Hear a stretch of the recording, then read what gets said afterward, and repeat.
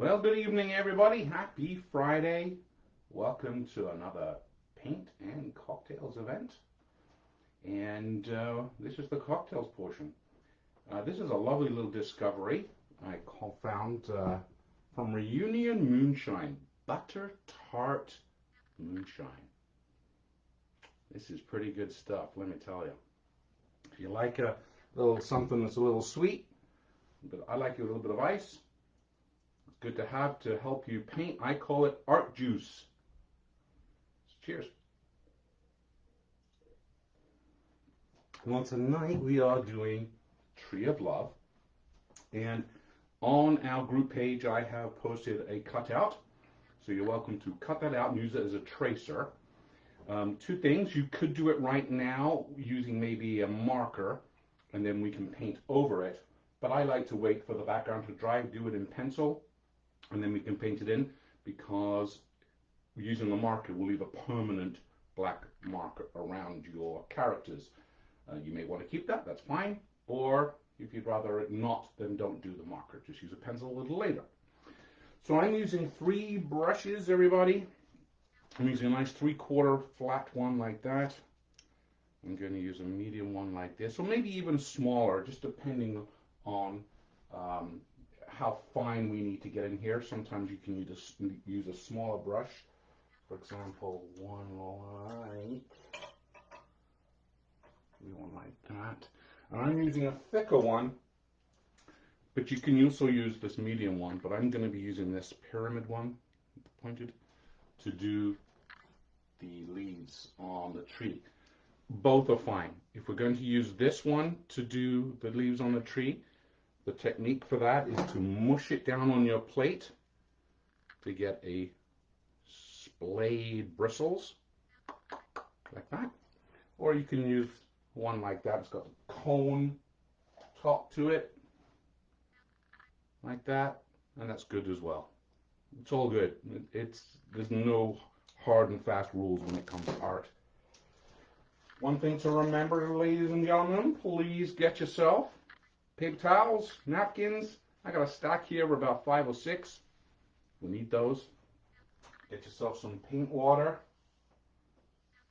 Very handy. And please keep this saying in mind. This one is for sipping. This one is for dipping. Sipping, dipping. Please keep them apart. You know, sometimes it happens. And for your paints, we will need red, blue, black, and white. And I'm going to try and show you here the proportions I've got on my plate. Blue, black, red, and the white's hard to see, but it's there. And we'll be making up different shades of red as we go, as you can maybe be able to see. I'll bring this a little closer. We've got just a plain red, and we've got darkened red in different layers. The trick is layering. Hello, Linda. Welcome back. Please use the chat. Let me know where you're from, how your day was.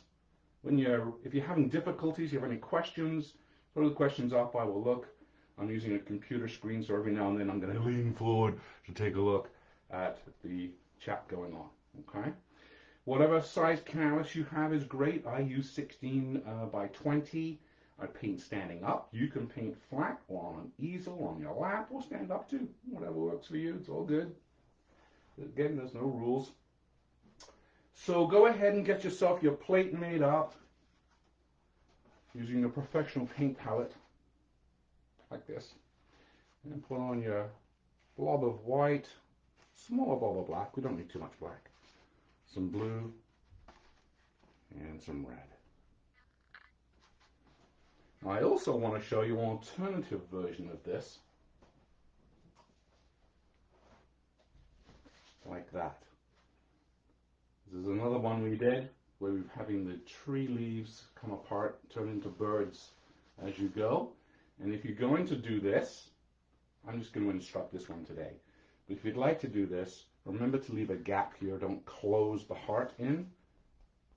The birds' leaves start off bunched up and they spread out as we go and turn into little birds. It's a nice choice as well. Okay, so is everybody ready? You got that plate all ready? Got your water? Got your arch juice? All right, and your canvas. So we're going to start off doing the background, which is a mixture of blue and white together to do the sky.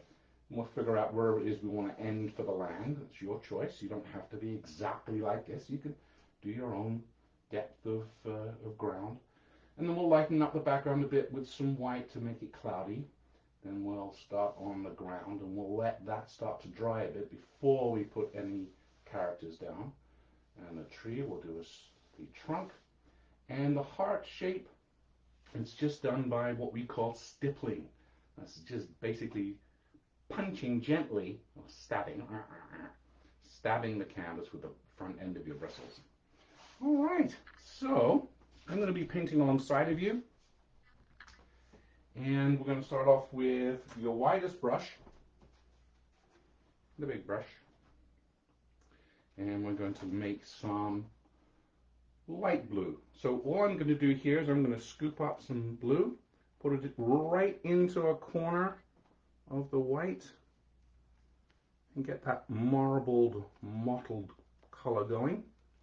Both sides of the brush. There's loads of white and blue mixed in there. And the technique that I like to use, you may have seen this already, is to do a crosshatch like this. These little X's, using both sides of the brush.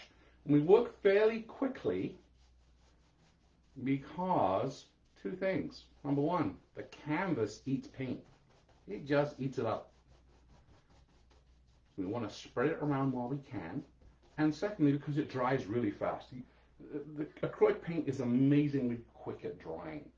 And so we want to be able to spread it while it's still somewhat moist and blend in colors while it's still wet enough that we can do so. Mandy, you ready to go? Mackenzie wants to paint a fire truck. That's fair. I actually have a winter fire truck. I didn't do this year, but maybe I'll do it for next Christmas. A nice truck with a Christmas tree coming out the back. Maybe she'd like to do that too. So I'm going to mix up some more blue into my white. Start cross-hatching all this away, covering from edge to edge.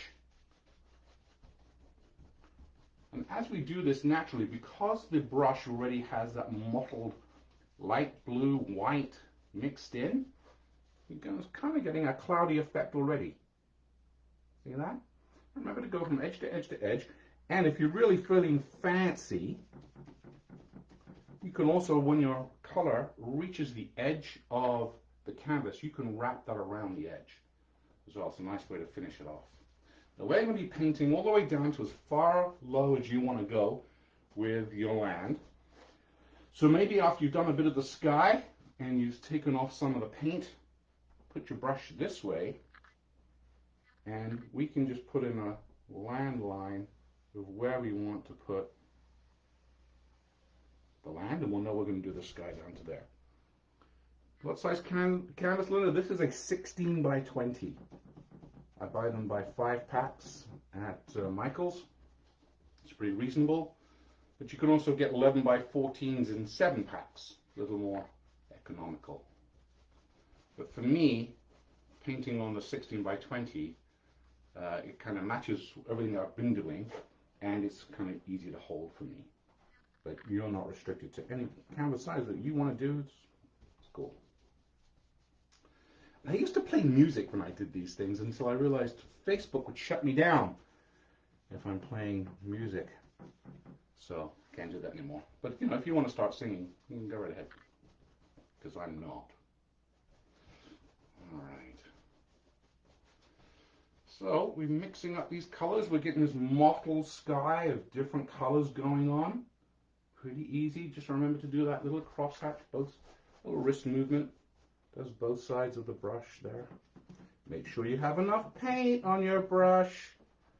That's one of the first things you may notice, is because the canvas is eating up all your paint pretty quick. The clue is you don't have enough paint on your brush.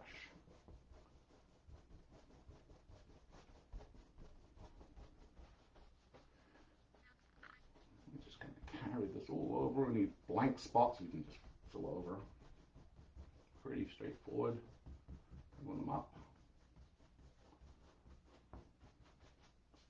Now, of course, if you're using a smaller brush, it's going to take you a little longer to cover a large surface. That's why I always like to do my backgrounds with a 3/4 inch brush or bigger. I have a 1-inch brush, but it's a long wieldy sometimes.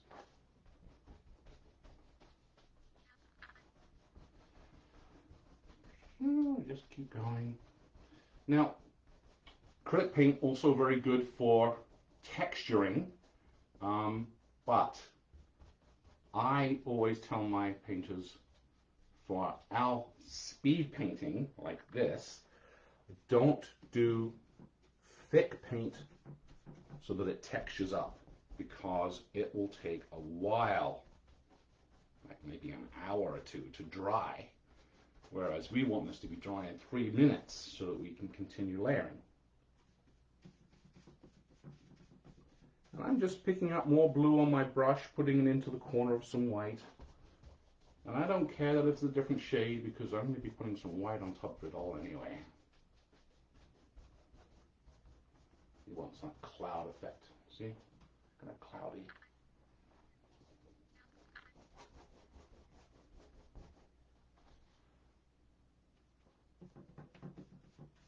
And it doesn't matter what shade of blue you've got on the go. That's all right too. There's no, as I say, no rules when it comes to art.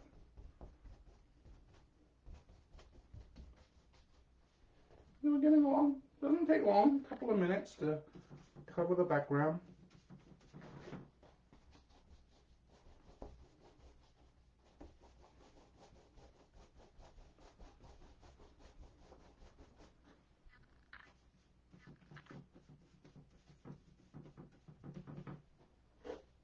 So is there anybody outside of Ontario with us today? Let me know. Don't forget to chat with me. Let me know where you're from. I'm located in Kitchener. Most of Ontario today had quite the snow overnight and this morning. Quite a mess.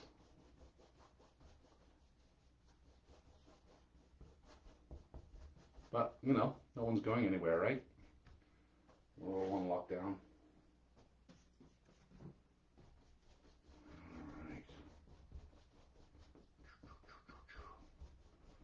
I'm just going to take a look at that, see if it's covered enough. Sometimes there's blank spots. Yeah, I see blank spots. Why do I get blank spots? Because the canvas eats the paint before I get there.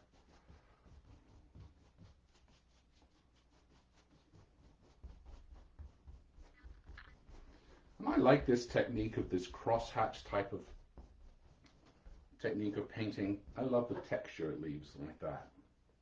That really appeals to me. Hi, Vicky from cold Alberta. Oh my gosh, yes. You win the Cold Wars. You got the polar vortex sitting on you right now. Sorry about that. That's pretty rare. Okay. So I'm pretty happy with that, but I'm going to add, from Toronto, hey Linda, I'm just going to add some more blue, some more white. So with my brush, I'm just going to scoop up some fresh white this time, and I'm going to put some down here. While it's still a little wet, so it blends instead of layers.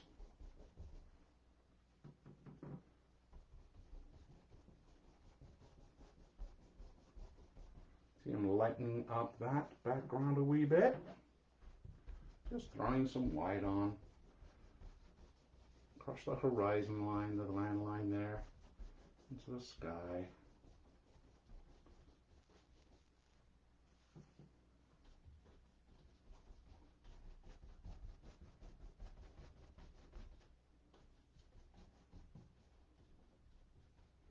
Try not to paint myself. It happens all the time. Now remember, we're using acrylic paints. They clean off of your skin, no problem. Bit of scrubbing, bit of water, comes off, no worries. If you do, however, drop your brush on your clothing or in your carpeting tonight, you really didn't want to do that, and you notice it, get to it right away. Okay, some warm water, scrubbing, rinse, warm water, scrub, rinse, and it comes off. If you don't notice it till the morning, however, yeah, not so much. Just look at my apron. So keep that in mind, all right? Just do a perimeter check there, vicinity, just to make sure that paint's where it's meant to be and not where it's not meant to be. All right, I kind of like that sky. It's kind of mottled with the white just thrown on top of it haphazardly. That's pretty good. I'm happy with that. Be a nice contrast when we throw the red on top. So now it's time to clean the brush. And when you clean your brush, please remember to A, you're putting it in the right cup. Yeah, I see that a lot. And then we're just going to scrub on the bottom, right? Scrub, scrub, scrub, scrub on the bottom, scrub right on the bottom and the sides. Check to see. Still lumpy. I'm going to do it again. Scrub, scrub, scrub, scrub, scrub. Scrub good. There you go. Tap out gently, scrape off. And of course the real cleaning comes, folks, using your paper towels and napkins. Dab, dab, scrape, scrape, dab, dab, scrape, scrape. The more you dab, the more you scrape, the cleaner the brush will come. And you don't need to keep cleaning your paint water. I never do. There's no need to, because the real cleaning comes on your napkin. Okay, the paint water is there to dissolve the paint out of your bristles. So it works every time. If you feel the need to clean your own paint water each time, yeah, go ahead, fill your boots. But I never have to. All right. So next is we can do a version of red on the bottom, and we're just going to use the same technique to start to get that background looking like that, and we're going to use different shades of red. So I'm going to start with just the plain red, and I'm going to darken it up to do some layers. All right. So just a brush, same brush. I'm just going to start off with just red on my brush. Same technique. But we are going to have a hard line. So let's draw a line where we want the land to actually be.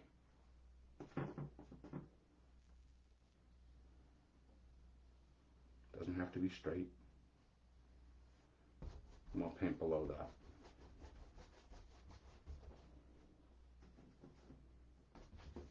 La, la, la, la, la. This is the easy part, right? This is like coloring in.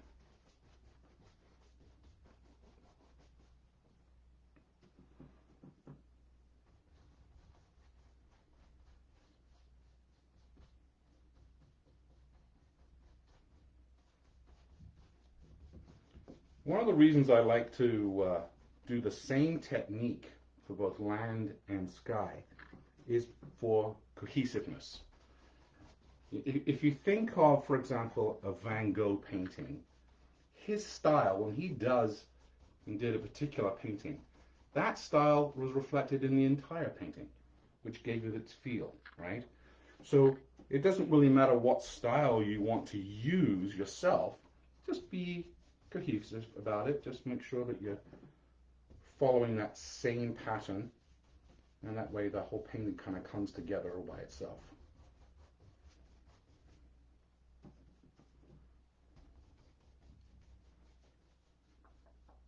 Be careful when you do the land.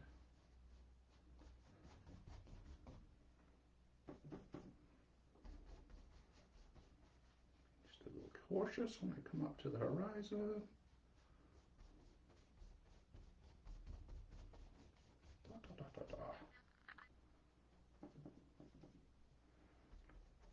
All right, this doesn't take long. A little steadier there.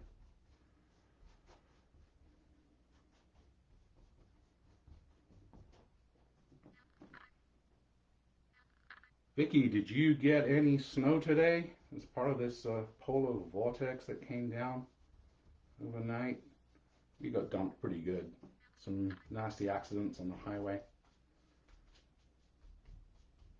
I know we're not nearly as cold, and sometimes, as you know, it's too cold to snow, right? That's what I'm asking, just wondering.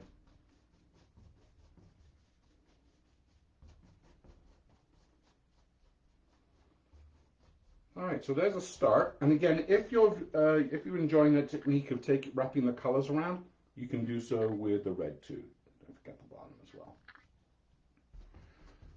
So once again, I know I apologize. I sometimes paint quickly, but there's a reason for that. That is, I want this to still to be moist enough that I can blend. We have different techniques, blending and layering. A layering to a painting is one of the most important things we can do. And that's when the paint is dry enough to accept another layer. When it's wet enough that we can blend, that's for our blending, okay?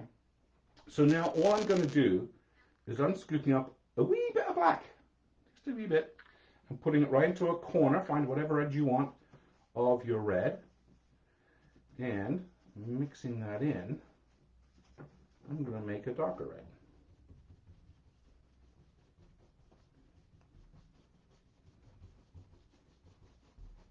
And I'm going to kind of mottle that around.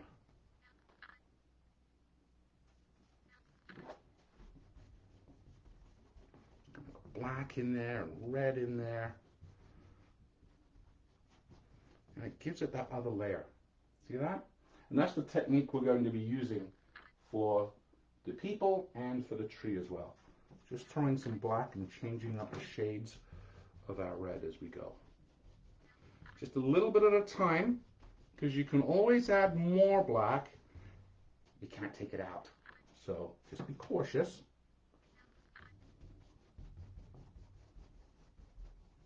Oop, gotta remember to be a little more cautious over my land. There we go.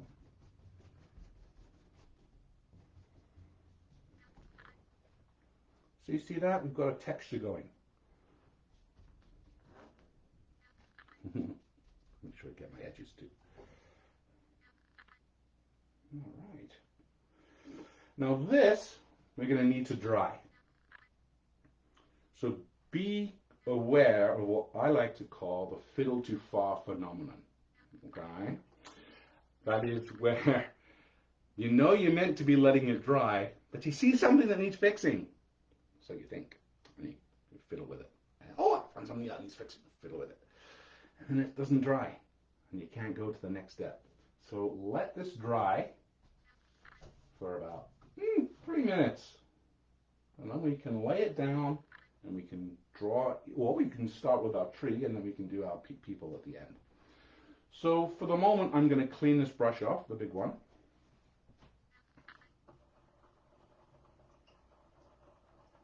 Let you guys catch up a wee bit, because I know I paint fast. Once you realize you need more paint on your brush and that you can go fast, it's best to, because you can then blend better. And I'm going to give myself a cheers. Cheers, guys. Happy Friday.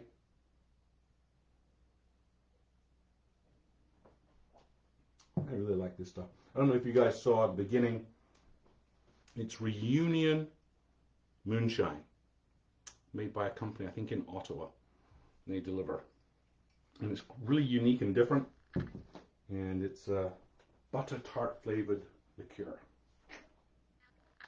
Very good. All right. So I'm going to let that dry a minute. Hope you guys are having fun and doing okay. One of the most pro tips I can give you right now when you're painting is, ladies and gentlemen, please remember to not hold your breath when you paint. Please remember to breathe. In with the good, out with the bad. Remember to breathe. I know sometimes you might suddenly realize when I mention that, oh yeah, I was holding my breath.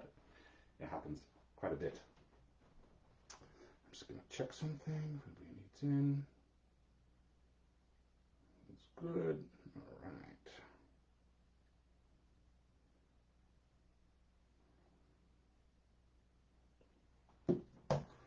And if you haven't done so already, and you can, print out that cutout, that tracer I've made, cut it out, and we'll use that to trace the people, or you can freehand it. Your choice.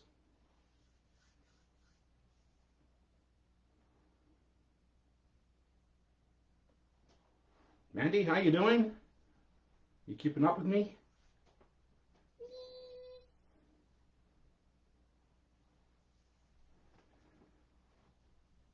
So the next brush that I'm going to use is the medium brush. It's a flathead medium one like this. And then I'm going to use to make the trunk of the tree and then the shape of the leaves on the tree and the heart. And I like to use this one, the flat medium, to start because it's got a nice edge, and when we've dipped it in the paint and scraped it off, we'll end up with what looks like a flathead screwdriver. And that's awesome for doing fine edges. And that's what I'm going to do the trunk of the tree, which is essentially you plant the brush against the canvas vertically.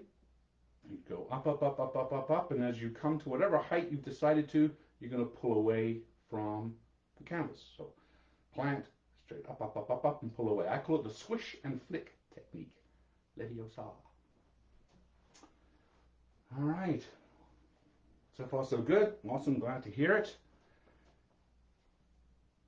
Take a look. How dry am I? Oh, not quite. Well, almost. It's not really coming off on my fingers. It's kind of tacky, which is fine. I'm going to wait a little bit longer for that to dry, and then we'll move on. Hope everyone's enjoying the sky and the ground. Could be a field of poppies, right?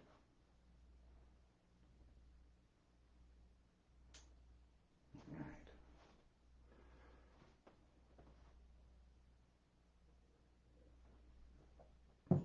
If you're wondering what this painting is behind here, this is a painting that my wife did of our cat, Maya. Isn't that gorgeous? You can see that properly. Doing a great job.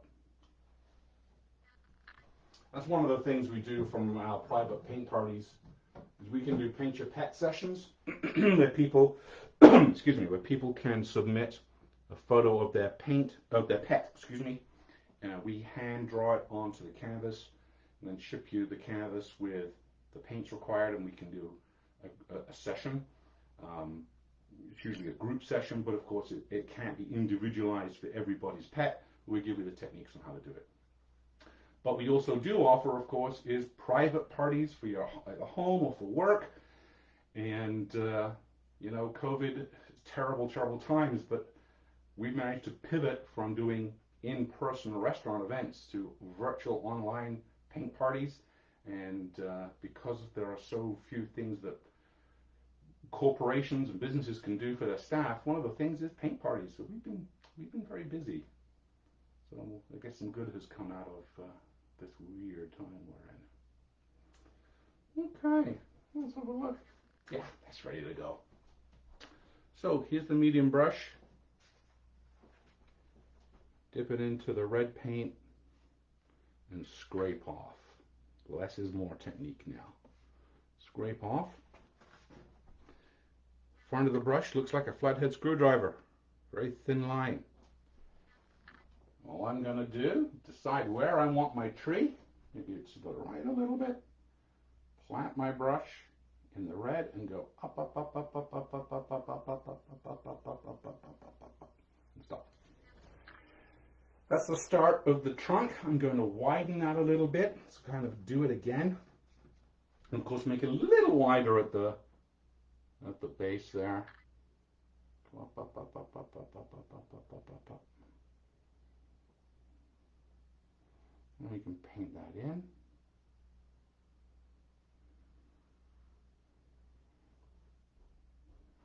I'll come back to darken it up a little bit.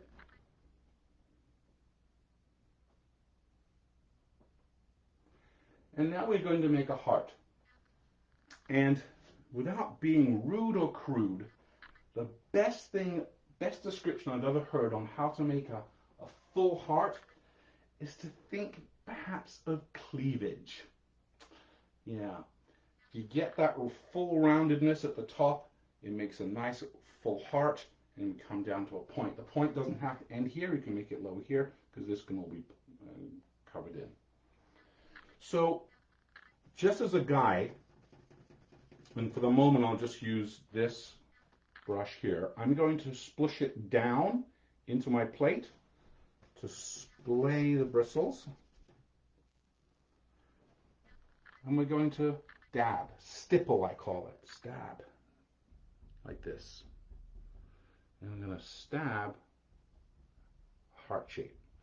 And remember, if you would prefer to be really fancy and do where the leaves are flying off, just don't complete the heart shape, leave a gap.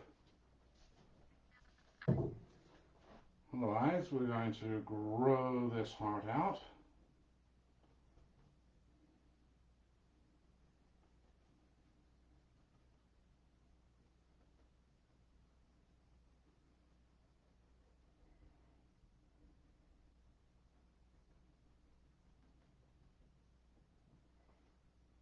All right, there's the start of a heart.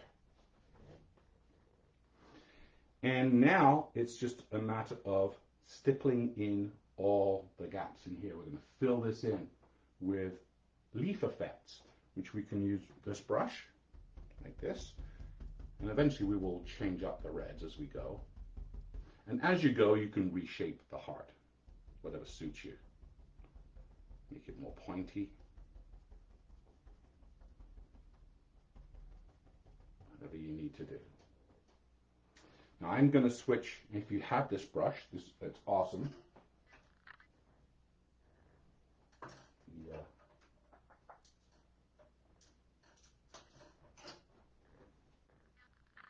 Pointy one. That makes good coverage and it gives a good leaf effect too.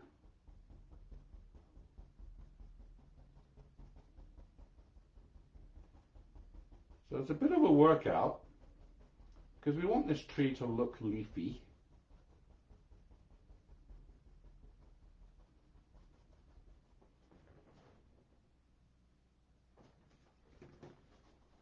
I'm going to have to face it so I can see I'm making a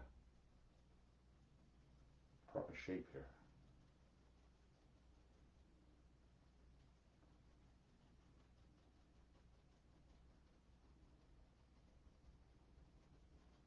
As you go, you can reshape it.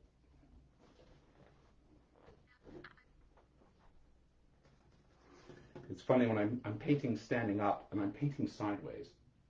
And one time I learned a lesson. I was doing a sun in the middle here. So I did my circle sun. But when I finally looked at it head on, it was egg shaped. It was a big egg in the sky. Because looking sideways, it looked circle. Looked like this, I had to redo it. So lesson learned, remember to look at what I'm doing.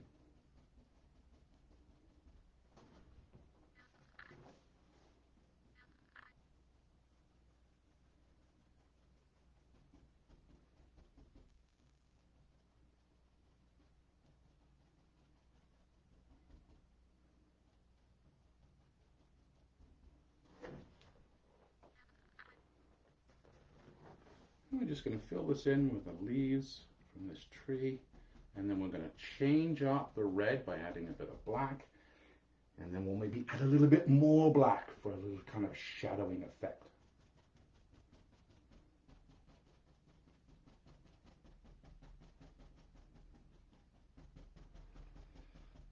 I haven't tried doing a tree with the crisscross because I don't think I could get a defined heart by doing crisscross. It would look kind of odd in the tree. But there is one of our paintings we do called Open Heart, which is basically a background with a huge heart. And it's done using a crisscross, and it looks kind of cool. It's very artsy and abstract-y.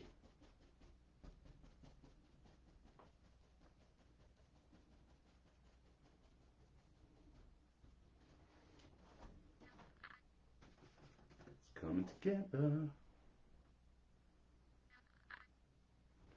Hi, Mandy, what are you saying there? Got a C. Okay, you want to do the flyaway heart? Don't complete the heart on this side. You're going to fill in the heart over here, but you're going to leave a dent. And then you can grow your leaves coming away.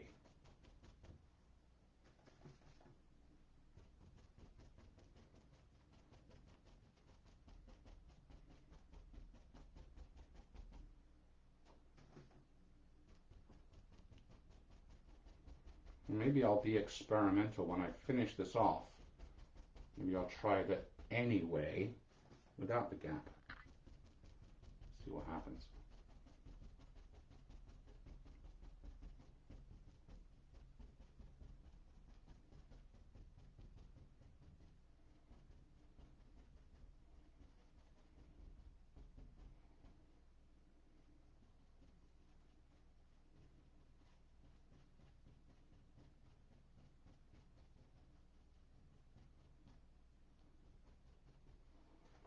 Yeah, not bad. Gonna fill in some of the blue, and I'm gonna let that dry for about a minute. And I'm gonna start with a different shade of red to give it some of that texture.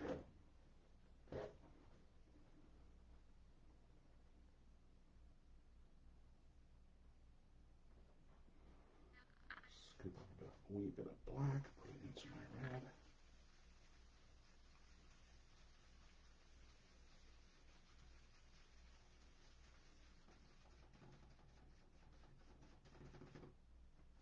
Or you could go the opposite way as well. If you want to sort of darken it, you can lighten it. Make it pinky. All right, just throw some white, or rather a little bit of red into some white. Lighten up to a pink, and you can apply that on top instead of the dark. Your choice. You can be creative.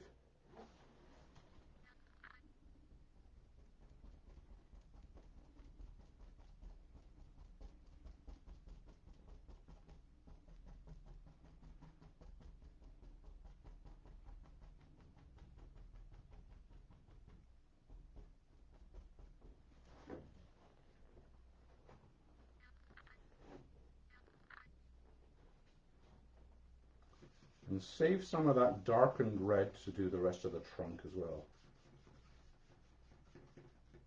So if you're going to be darkening up your red now with a bit of black, just remember that we will be doing some for the trunk as well.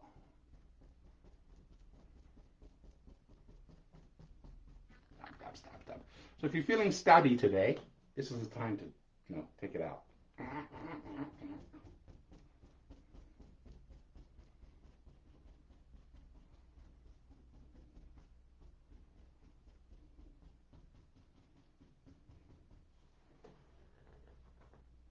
So we have a bit of texture going on. I can add a wee bit more black into that to darken it up again.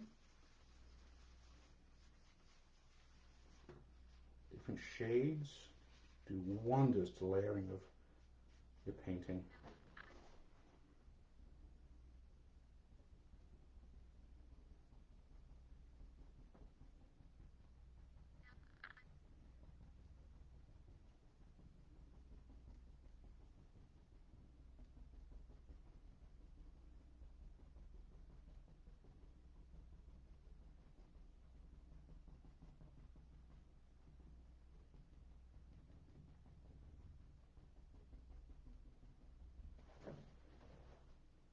Like so. Maybe I'll go back to the regular red, throw that on too.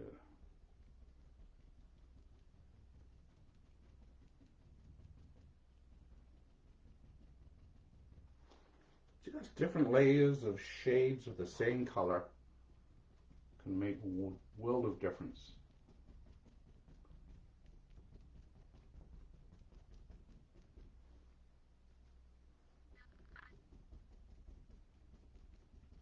Gives a real depth and texture,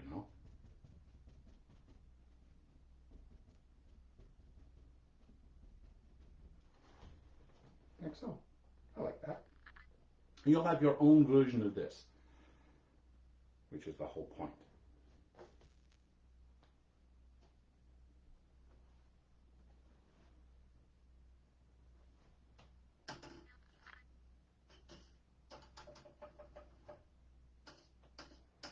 People who've watched me before, you may have heard me say, don't be afraid. If you think that there's no way in the world you're going to be able to exactly duplicate what I've done or what I'm doing, well, you're right.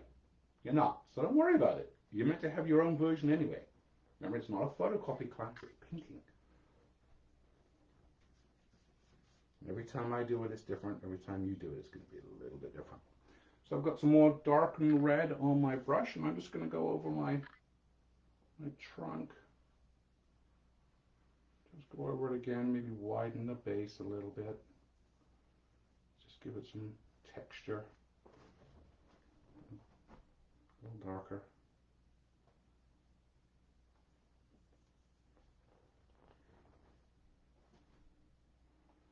I'm going to let that dry. Just a second. This is actually dry enough. I'm going to give you a couple of minutes. I'm going to clean my brushes, and then we can put down your cutout and we can trace. So clean, clean, clean.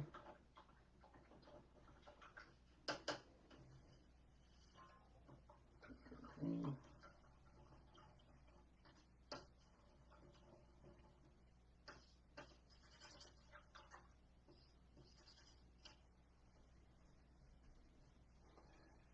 And then, of course, with the brushes, when I'm done and clearing up, I go to the kitchen sink and I rinse them in my cup with fresh water a lot to completely clean them off before they're ready for the next day. All right, how we doing, everybody? Everyone surviving?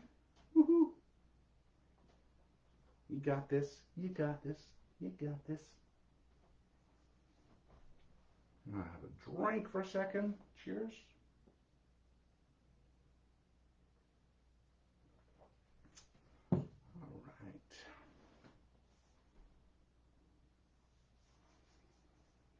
So I'm going to make some space on my counter. Give me a second here, ladies.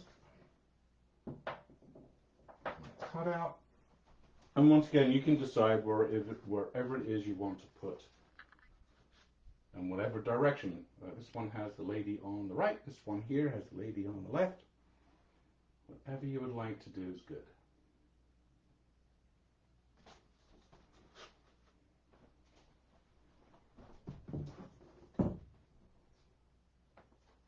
You can use a pencil. If you want to use the marker, you can. But the marker will leave that black border around the characters. Your choice.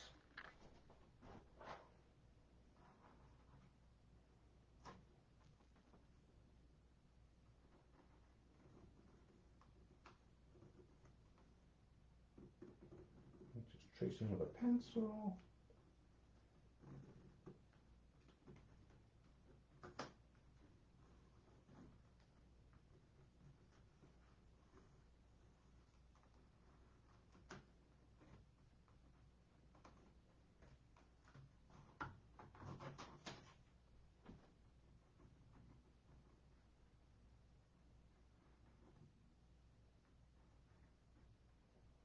And as far as the shoes are concerned, depending on what color you like to do, the shoes can disappear into the ground. Because sometimes that can be a little finicky trying to get the heels in the shoes. Your choice. You can just make them disappear altogether. Now you don't have to do the stabbing technique for this because it's hard to do with the little border we have to work with. So I would suggest using a small brush.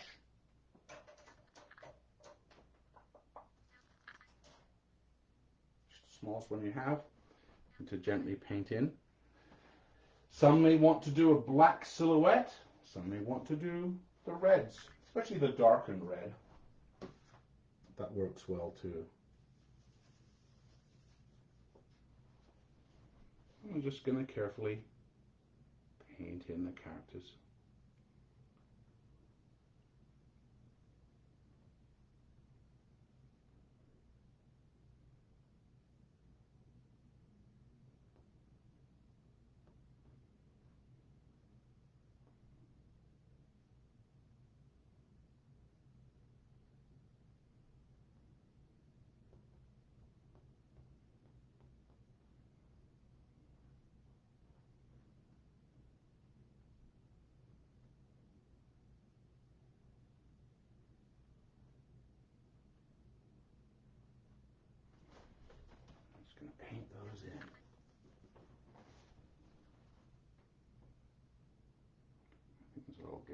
between them here.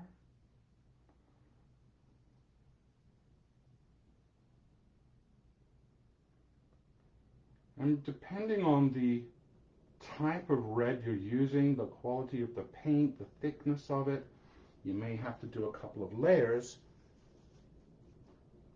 Or just darken your red with a little bit of black, and that should cover up and not be so translucent.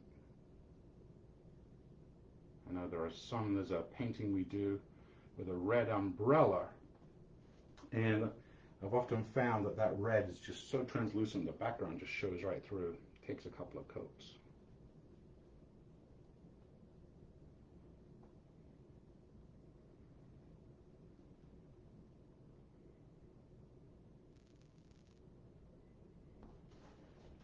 Coming along.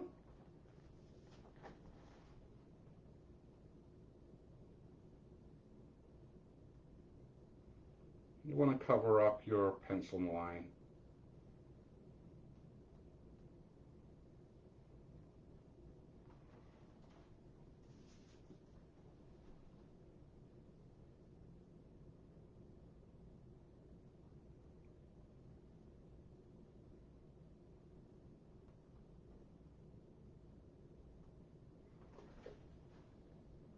Get in there.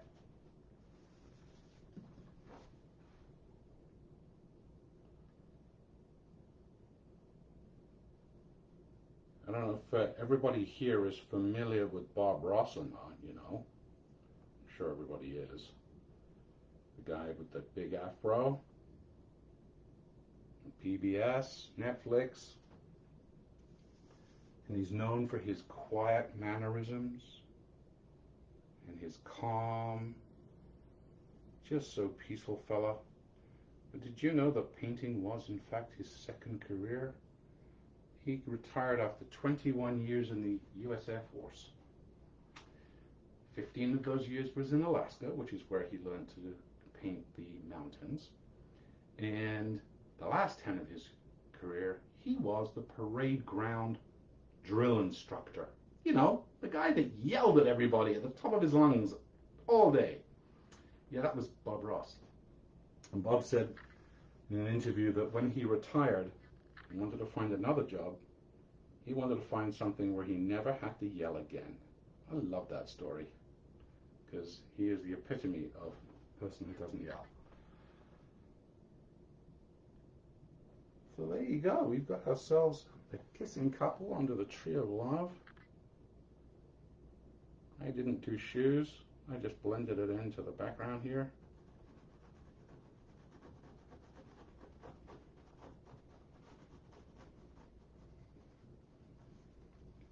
Shadowing.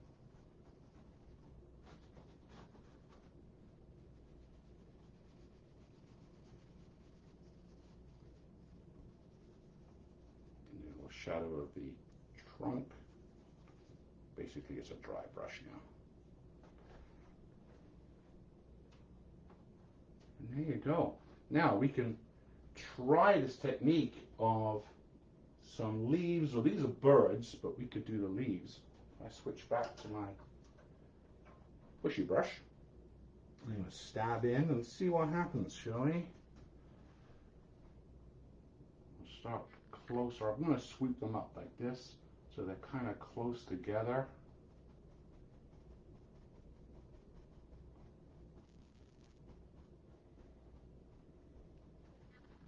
Coming away. And then I'm going to punch them out a little bit further apart.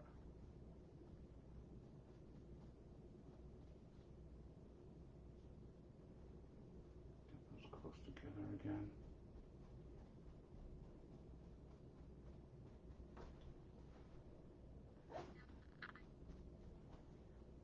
Yeah, that kind of works.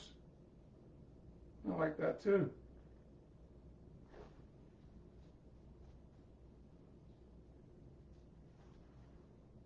Ta-da! And there you have it. Linda, thank you. Looks beautiful. I'm sure yours does too. And please take pictures of your work.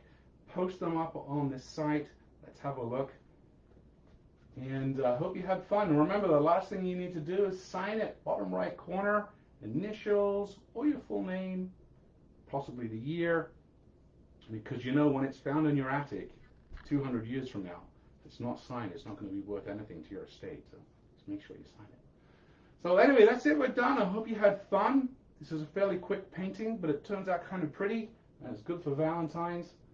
So thanks again. If there's any questions you want to ask before we leave, let me know. I'll wait a second or two. Nothing? Okay. Good night, guys. Thanks for joining me, and we'll see you in a couple of weeks. Bye-bye.